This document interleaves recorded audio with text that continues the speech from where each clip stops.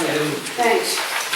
Jane has brought up so many issues, but I want to start with one little note that you may not know.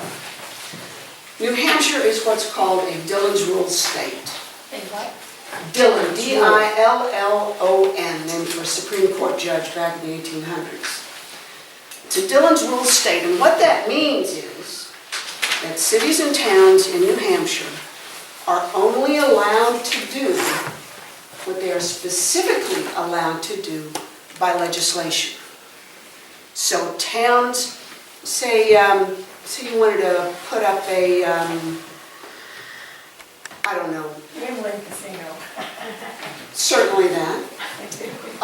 Or you wanted to, instead of having a police department, invite in the United Nations. Unless you have specific authority given to you from the general court, you cannot do it. So what happens is, folks like the Association of Regional Planning Commissions, which is a lobbying organization, make no mistake, they are a lobbying organization that lobbies for legislation favorable to regional planning commissions. And the type of legislation that is favorable to regional planning commissions and others is called enabling legislation. So you'll see something that cities and towns may provide police service, or say towns must provide police service. No, that's a mandate. If the state says that you must do something, rather than giving you the authority to choose to do something, they must pay for it. It's an unfunded mandate. Right. So legislation is enabling. The town may adopt the International Building Code Standard of 2011. It's fine. You don't have to do it. It's up to you. You choose. Because the state can't tell you to do it unless they pay for it. So that's a big background here. Make no mistake that you have home rule. You do not. You do only what the state allows you to do. So when she's talking about the regional planning commissions, there's a bunch of stuff that we did in preparation for introducing legislation to shut them down, to eliminate them.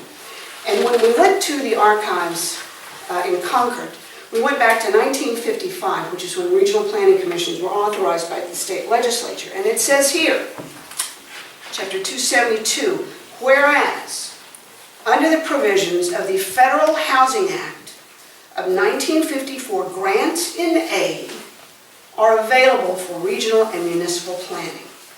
From the beginning, I was 2 years old when this was passed. From the beginning, regional planning commissions are nothing more than a delivery vehicle for housing and urban development money for planning purposes in the state of New Hampshire. Now that was fine. In 1954, I wasn't here. New Hampshire might have been much more rural than it is now. I really don't know and I can't say. But when you've got little towns that are sort of checkered here and there and they're by themselves, the idea of perhaps joining with a neighbor that's got common interests, they're a farming community or there's something like that, it makes sense to join together and plan things. So that's how you do some of these economies of scale. And you plan development. You don't want to, build a road that stops, or you don't want to build a road that's 8 feet wide and the next town over is 12 feet. So you do these things together. So regional planning commissions kind of puttered along for a while and took some of this federal money and thought, gee, how can we make New Hampshire a little bit more organized?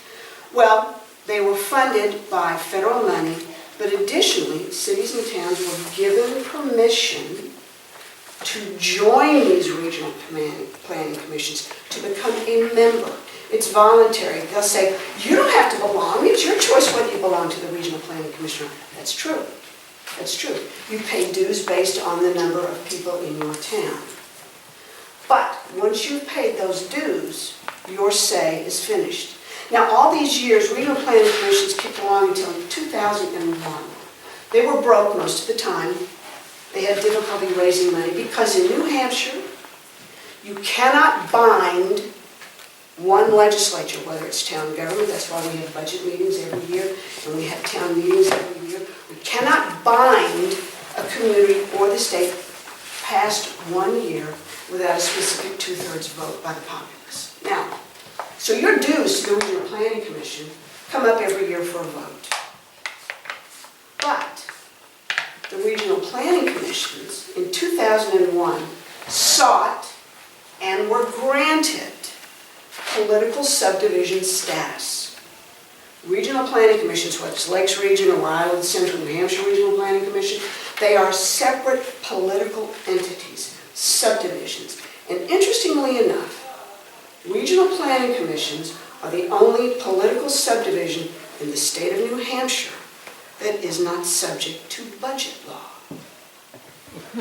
So once you've paid your dues, you have no say in what monies they receive, how they spend them, or what they do with them. At the same time they were granted political subdivision status, they were also given the ability to open lines of credit and encourage short-term debt. They said, gee, how can we do anything? We can't borrow money, we can't plan for a year down the road. How are we supposed to do all this? So these three things happened in 2001. And since 2001, the collaboration between the Regional Planning Commissions and the New Hampshire Housing Finance Authority have been like this. In fact, from the New Hampshire Housing Finance Authority's website, a recent presentation by Ben Frost says there's a lot of planning going on. New Hampshire Housing Finance Authority's Community Planning Grant Program was funded through the Housing and Urban Development. At the same time, New Hampshire's regional planning commissions were funded through HUD's Sustainable Communities Regional Planning Grant Program. Last bullet point, collaboration and efforts, coordination of results. So if we get to workforce housing, let's talk about workforce housing. Jane says, pay to play. What is workforce housing? Well, in the state of New Hampshire, workforce housing is a concept. And they'll come in here and they'll say it's mandatory. Workforce housing is mandatory in your town. It is not. Well, it's required by the feds. It is not. You cannot discriminate in housing on the federal level. You cannot. And why would you? Why would you want to? All right? Workforce housing. You are not required to have workforce housing. You are required to offer what's called reasonable opportunities for workforce housing to be developed in your community. Now, what are reasonable opportunities? That's part of the problem. That's where it gets a little squishy.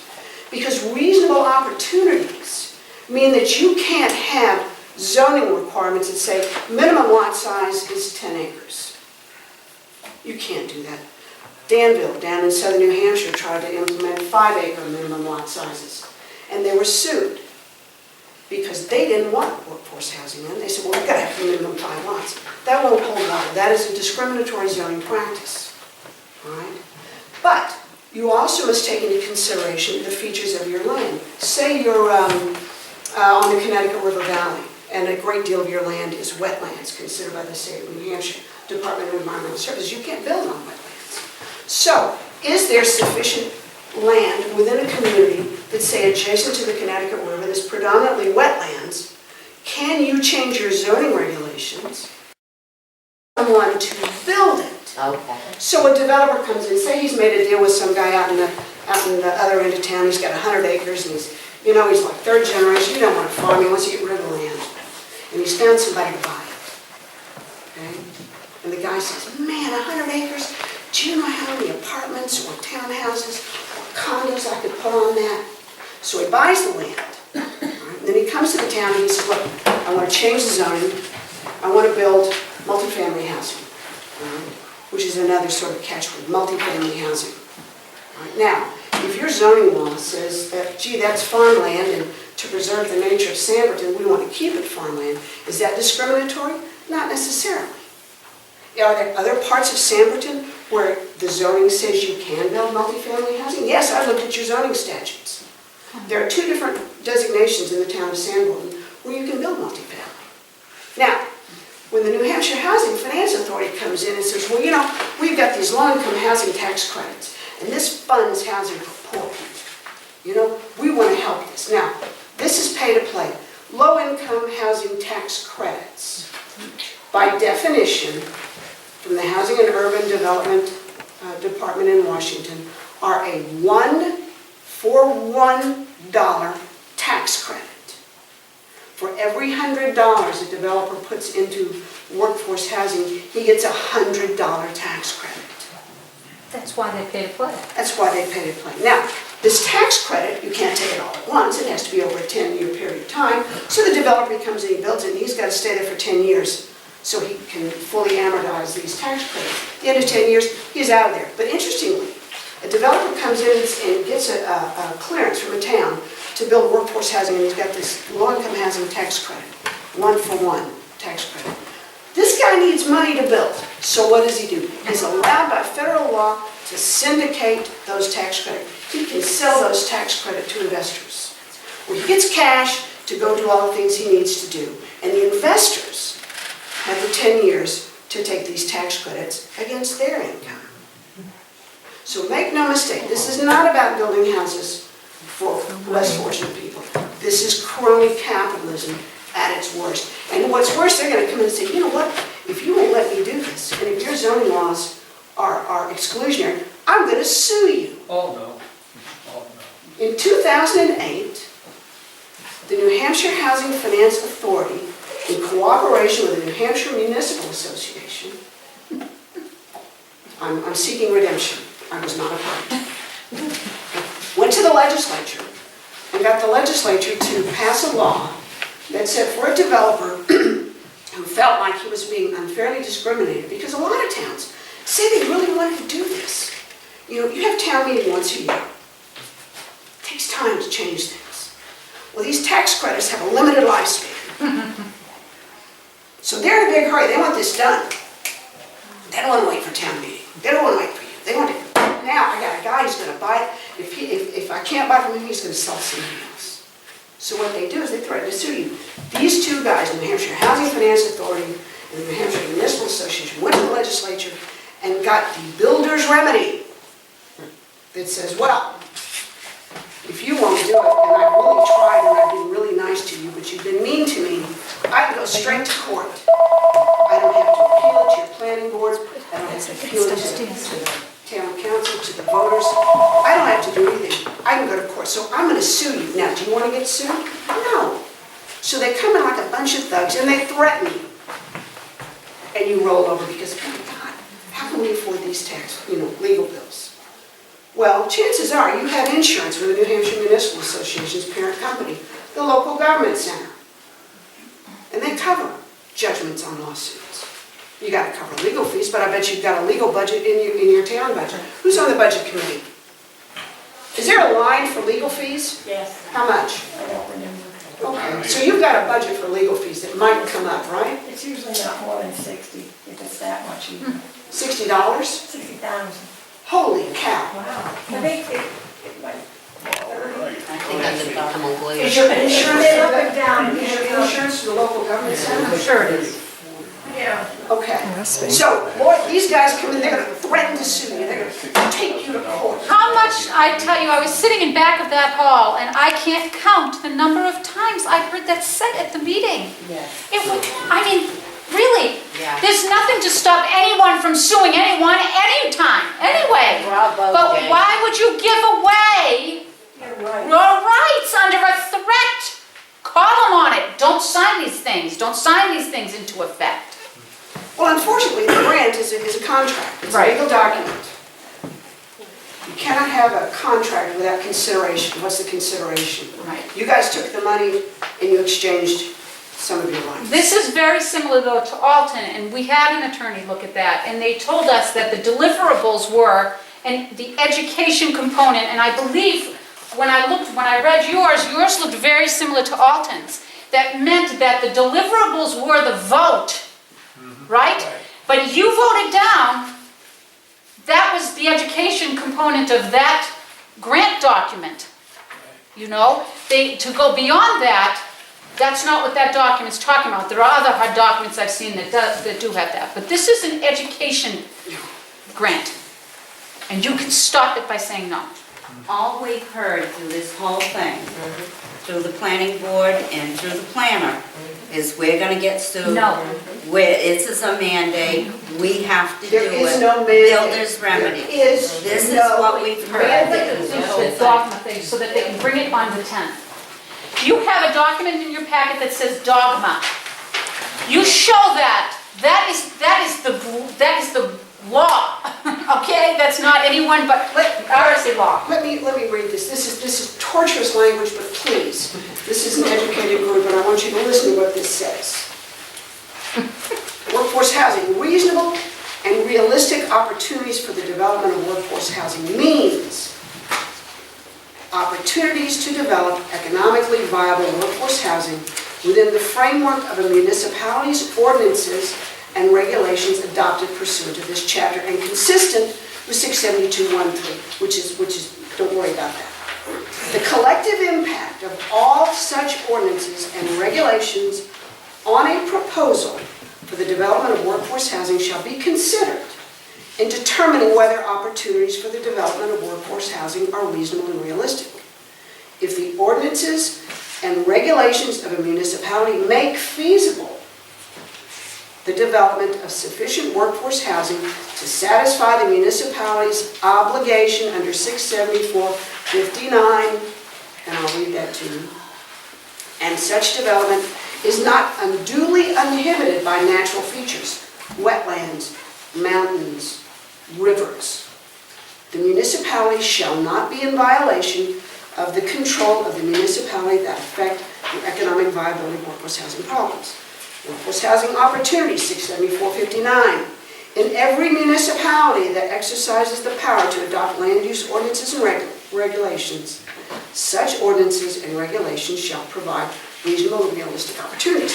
It's a kind of a chasing its tail. That's right. And that's part of the problem. Our legislature doesn't do a particularly good job of writing legislation, with all due respect. Yes, sir. I thought I heard at the meeting last week that we had to have 50% of our community had to be a part where you could build these workforce houses. Absolutely not. That's not true. Absolutely. There's no number on Okay. any of There that. is no number. There's something called a fair share. Did you see that color diagram back there? Yeah, it's on the table right there. Does everybody have one? I brought one with me. Let me go get one. Yes, that was actually prepared. Why does the town planner keep saying that the 50% is in the law? It's not in the law. He's smoking dope. No, they all say it. It's not just him. I've heard it. I've heard so many times. It's not unbelievable. The same words. I mean, Not he has true. said that. in his- I know. We have here But it's not alternative approaches to I don't see it. compliance.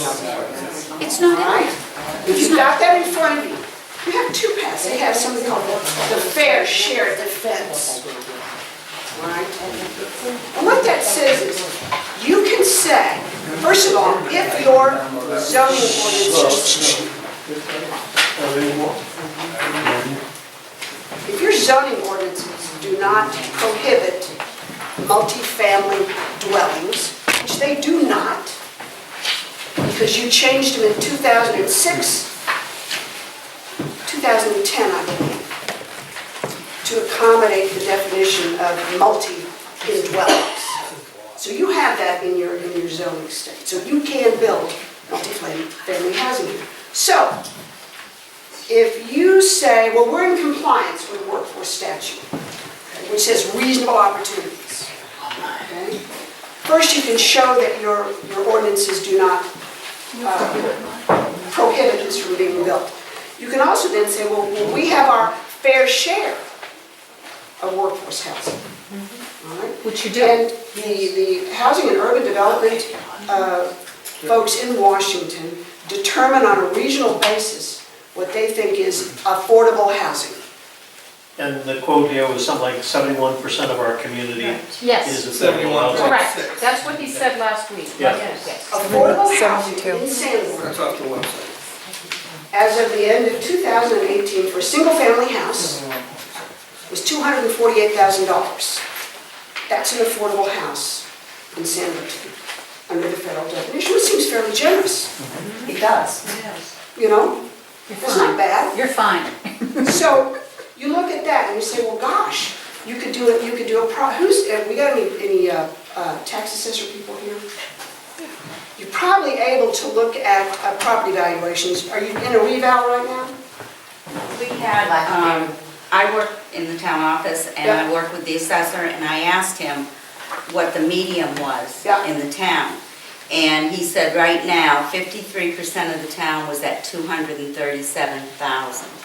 I have workforce housing. My That's house is assessed workforce value. housing. Yes, and that's what they took, and then I went online and looked at what it was for Belknap County. Mhm. And Belknap County for 2014 workforce housing was 245,000. we saw And that we're today. around 237. Yeah. Yes. But what these guys are wanting to do with the multi-family dwellings, they're not looking to come here and build single-family homes. No, they keep pushing cluster. They're Well, pushing cluster's a nice word, Yes. okay? Cluster means minimum of 5 according to the feds. Okay? In order to qualify for one of these low-income housing tax credits, which for rental property only, not for home ownership, not to promulgate the American dream, to have rental property. That's what it is. So what they're looking to do is build rental units in cluster developments. And they don't even have to be workforce housing. I mean, in our proposed amendments, amendment number 3, in cluster, they want to change the definition of dwelling to include multiple, now it's single-family dwelling in cluster only. Cluster, you can only do single-family. The proposed amendment would change it to multiple family, and it can be any cluster, it can be a cluster development in any area, it doesn't have to be workforce housing. So it's multiple family units everywhere, And anywhere. if I saw, I don't have it here in front of me, one of the problems in the zoning ordinances that are being proposed is they're enshrining in a zoning ordinance the phrase workforce housing. Right.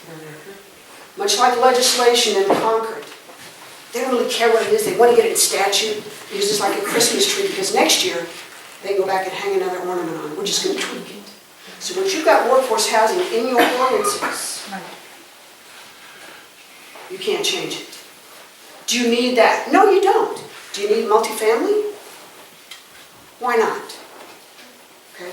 Look at the words. Words have meaning, whether people want to believe it or not. Right? Are your ordinances out of sync?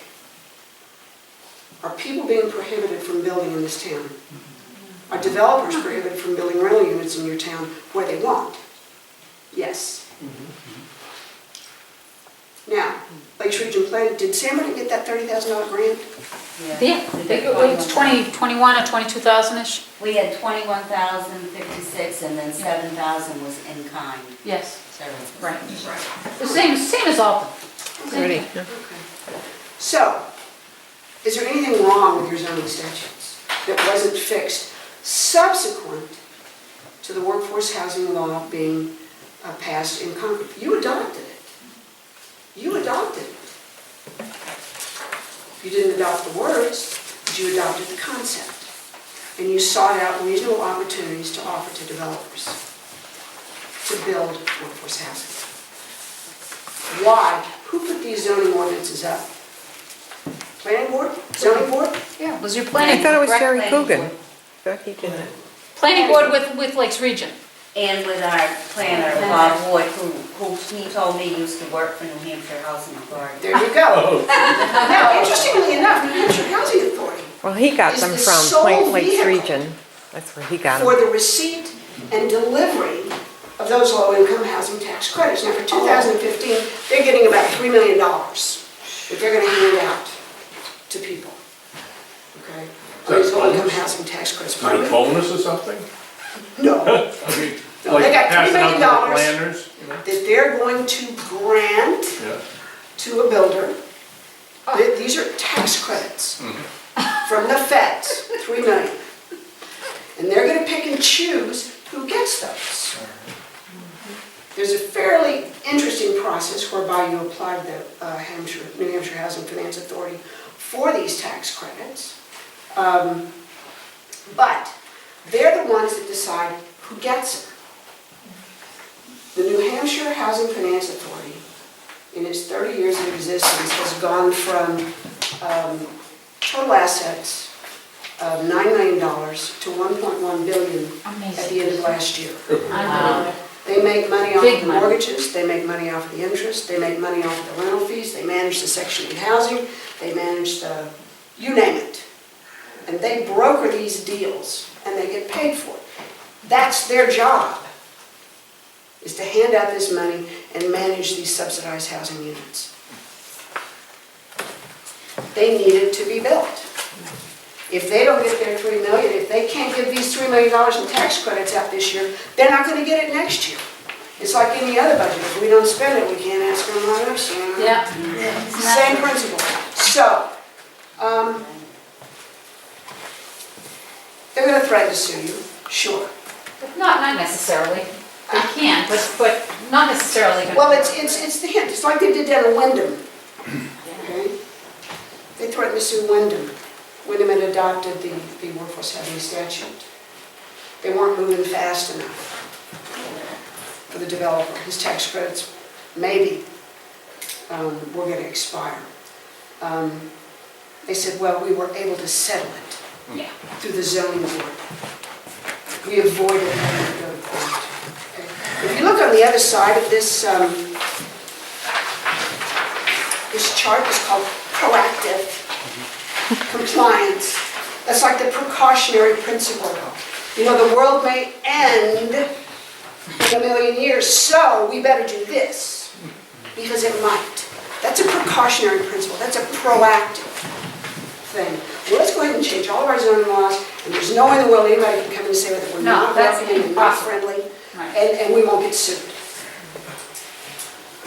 Which is easier. And they can't sue, because this next thing, I want everybody, I told you we were gonna go short today. I'm sorry, I talked No, you just.